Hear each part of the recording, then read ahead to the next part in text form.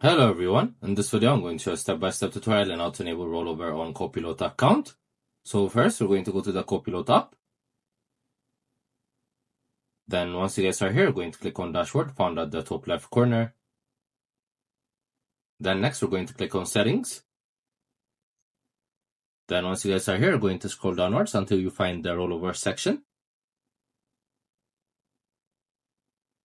So there's the enable rollover part. You're going to turn it on. So when you turn it on, you guys can select the rollover start date as well as the categories.